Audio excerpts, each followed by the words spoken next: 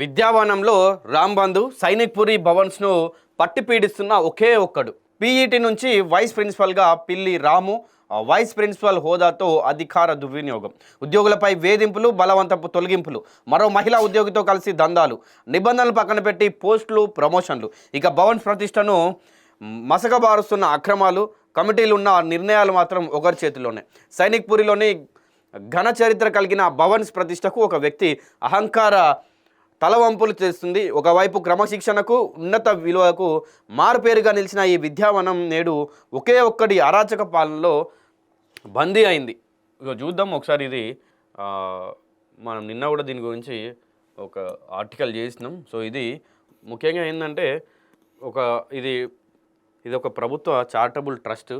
So దాని వెనుక కూడా ఇంత పెద్ద స్టోరీ నడుస్తుంది అంటే దానికి ఏదైతే ఒక one of the founder chairman ఉన్నారో కొన్ని అనారోగ్య కారణాల వల్ల ఆయనే విద్యాభవన్స్కి రాకపోవడం వల్ల సో మిగిలిన ఒక ఇద్దరు వ్యక్తులు మిగతా వాళ్ళందరినీ కూడా పాత ఉద్యోగులను తీసేసి కొత్త వాళ్ళని నియమించుకొని సో ఇట్లాంటివి చేస్తూ ఉన్నారు. సో దీంట్లో ఇద్దరిలో కూడా మెయిన్ ఒకరే.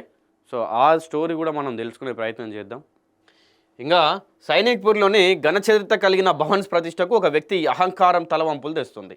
ఒకప్పుడు క్రమశిక్షణకు, ఉన్నత విలువలకు మార్పేరుగా నిలిచిన ఈ విద్యావనం నేడు ఒకే ఒక్కడి అరాచక పాలనలో బందీ అయింది. మేనేజ్మెంట్ కమిటీలు, వైస్ చైర్మన్లు, సెక్రటరీల ఉనికి నామమాత్రంగా మారిపోగా ఒక సాధారణ ఉద్యోగి విద్యాసంస్థ మొత్తాన్ని తన గుప్పెట్లోకి తీసుకోవడం విస్మయానికి గురిచేస్తుంది. ఇక తన మాటే శాసనంగా, తన నిర్ణయమే అంతిమంగా మలుచుకొని సహోద్యోగులను భయభ్రాంతులకు గురిచేస్తున్నాడు. భవన్స్ విద్యా సంస్థల ఘన చరిత్రను మసకబారుస్తూ సంస్థను వ్యక్తిగత జాగిరిగా మార్చుకున్న ఆ ఒక్కడి అరాచక సామ్రాజ్యంపై ఆదాబ్ హైదరాబాద్ అందిస్తున్న ప్రత్యేక కథనం ఇది. సో ఆ ఒక్కడే, అందుకే మనం ఒకే ఒక్కడనే ఆయనకు టైటిల్ పెట్టింది కూడా అందుకే.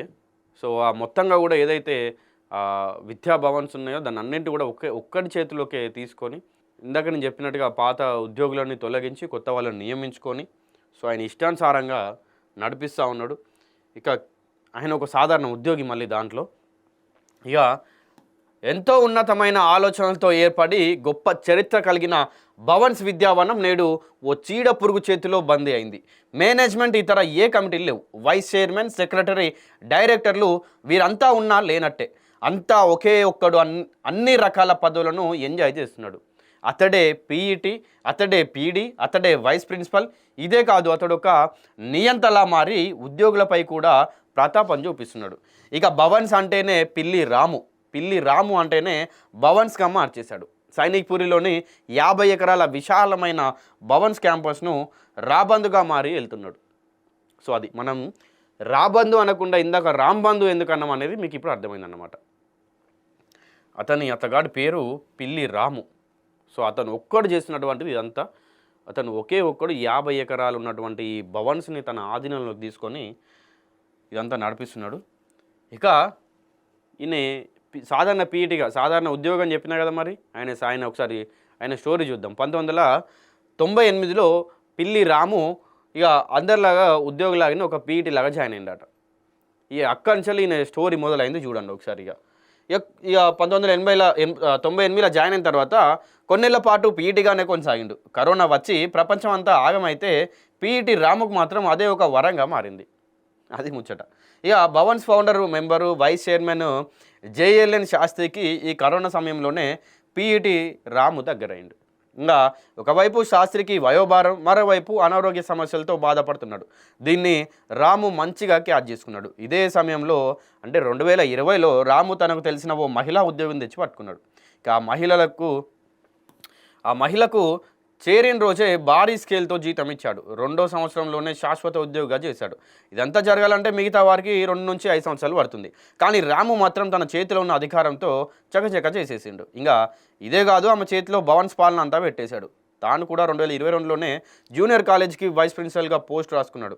ప్రస్తుతం వీరిద్దరు కలిసి భవన్స్ను ఒక ఆట ఆడుకుంటున్నారు. సో ఇది మనోడి చరిత్ర. 1998 అంటే దాదాపు ఇక 20 సంవత్సరాలు వేసుకోండి. ఎందుకంటే 2019లో కరోనా వచ్చే వరకు అవి ఒక 2 సంవత్సరాలు, ఇవి ఒక 19 సంవత్సరాలుగా 21 సంవత్సరాలు వేసుకుంటే 2019లో ఆయనకు జేఎల్ఎన్ శాస్త్రికి కరోనా వల్ల కొంచెం ఇబ్బంది అయిన తర్వాత అప్పుడు కొంచెం ఈయన దగ్గర అయితే ఇక మొత్తం ఈయన చేతిలోకి తీసేసుకున్నాను అనమాట దాన్ని. ఈయన చేతిలోకి తీసేసుకొని ఎవరైతే ఒక ఆమెని జాయిన్ చేయించుకున్న తర్వాత ఆమెను కూడా భారీ స్కేల్ అంటే ఎక్కువ జీతం, అంటే ఆల్రెడీ అక్కడ ఉన్న వాళ్ళకంటే ఎక్కువ జీతం, అదొకటి అయి ఉండొచ్చు. ఇంకొకటి ఫస్ట్ జాయిన్ అయ్యే వాళ్ళని జూనియర్ అంటారు కదా, ఆ జూనియర్కు ఇవ్వాల్సిన దానికంటే ఎక్కువ ఇవ్వడాన్ని భారీ స్కేల్ అంటారు, పెద్ద మొత్తంలో అన్నమాట. దాంతో జీతం ఇచ్చిండు ఆమెకి.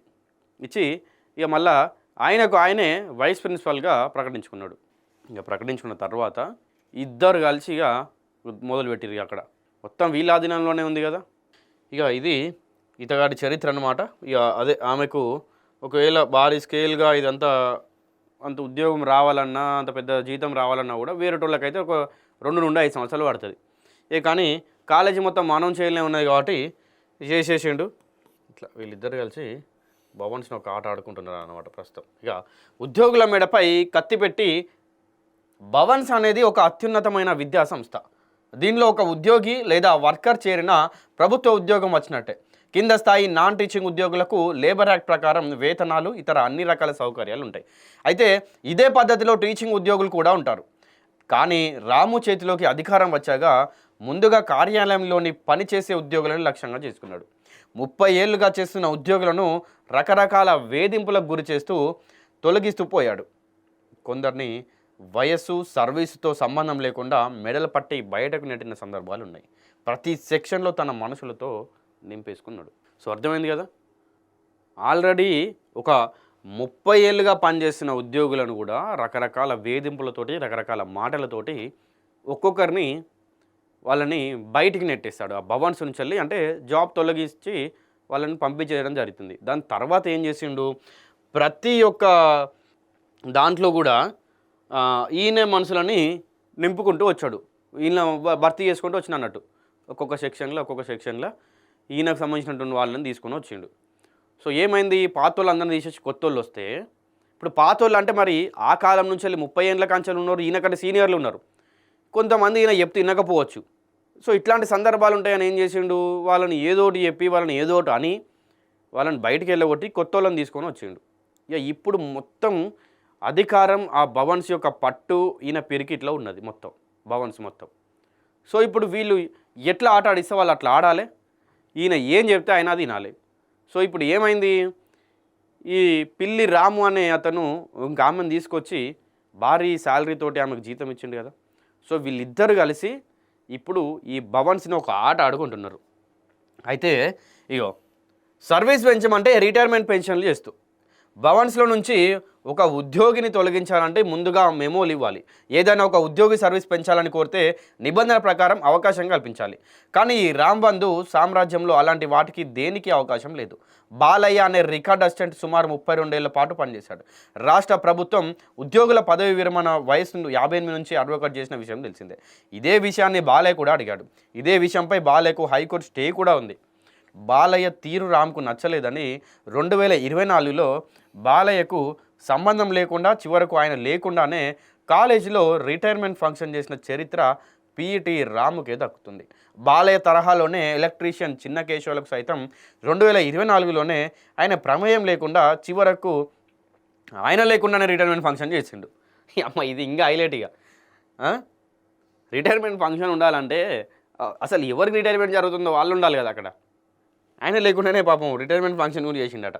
ఇంకా 50 ఏళ్లకు పైగా చరిత్ర ఉండి ఉన్నతమైన ఆశయాలను ఆంక్షలతో నడుస్తున్న భవన్స్ విద్యా సంస్థల్లో పీఈటీ రాంబంధుగా మారిండు. భవన్ సామ్రాజ్యంలో కొంతమందిని సామంతులను, బినామీలను పెట్టుకొని దోపిడీ చేస్తున్నాడు. ఇలాంటివి కోకొల్లలు రేపటి సంచికలో రాంబంధు అవినీతి అక్రమాలు. సో ఇది మొత్తంగా కూడా పిల్లి రాము అనేటువంటి వ్యక్తి రాబంధుగా మారి ఈ అక్రమాలన్నీ కూడా చేస్తూ ఉన్నాడు.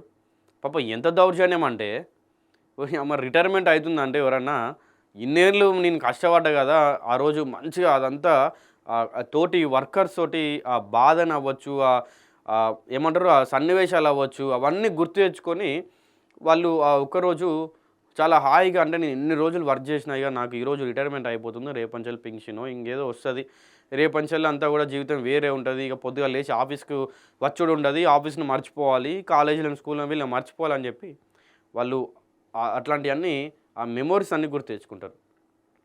కానీ అమ్మ ఈ చిత్రం ఏంటంటే అసలు ఆ రిటైర్మెంట్ ఎవరు జరుగుతుందో తెలియదు, ఆయనకు రిటైర్మెంట్ అవుతుందని ఆయనకు తెలియదు.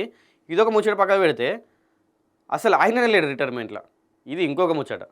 సో ఇట్లాంటివన్నీ ఈ రామ్ బంధు చేసుకుంటూ వచ్చిండు.